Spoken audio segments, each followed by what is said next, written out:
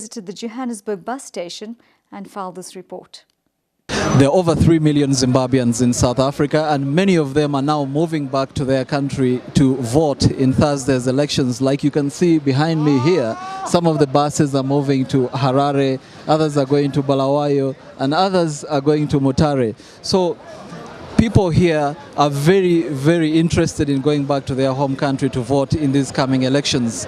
In a short while, I'll be speaking to some of the people here who are going for the elections. As you can see behind me here, people have just arrived and they are going for the elections, many of them. But the most interesting thing is Zimbabweans here would like to see change in their country. They would like to see a political change in their country.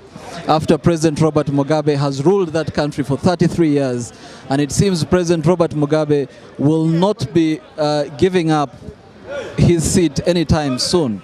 In a short while, I'll be speaking to a few Zimbabweans to find out their opinions regarding who they will vote for and why have they decided to go back to Zimbabwe and vote in this year's elections compared to the 2008 elections. And now joining me here at the Harare bus station is John. He's the driver of this bus, and he will tell us how people have been going back to Harare ahead of these elections, which will be held on Thursday, the 31st of July. John, how is business now? The business is too low, and there are no people who are going now at home. There are few people who are going at home. It's not normal. On Sundays, mostly people are normally go to Zimbabwe. Why is it that you say that business is low while some other drivers say that many people have been going back home to vote in these elections?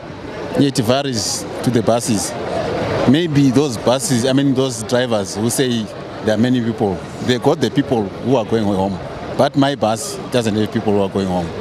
How have people prepared for elections in Harare? Like when you drive through Harare, are there many people now who are willing to vote? And are people in streets of Harare, or it's as deserted as the park station here? By so doing, you can see people doing the campaigns. You might say they are preparing for the elections, but then during the time I'll be here, maybe people will be making their campaigns too low. I'm still here at the Harare bus rank, and joining me to speak about the elections in Zimbabwe and how people are going back to their home country to vote is Mr. Bafana, who is the conductor of the Harare high-tech bus. Thank you very much for joining us. Thank you. How are people going back home in terms of going back to vote in these elections? According to these days, I see, people are not moving.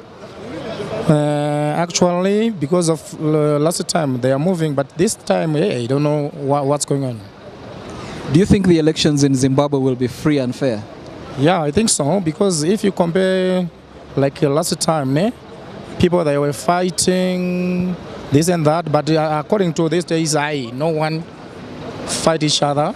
You're gonna wearing your MDC t-shirt or ZANU-PF t-shirt.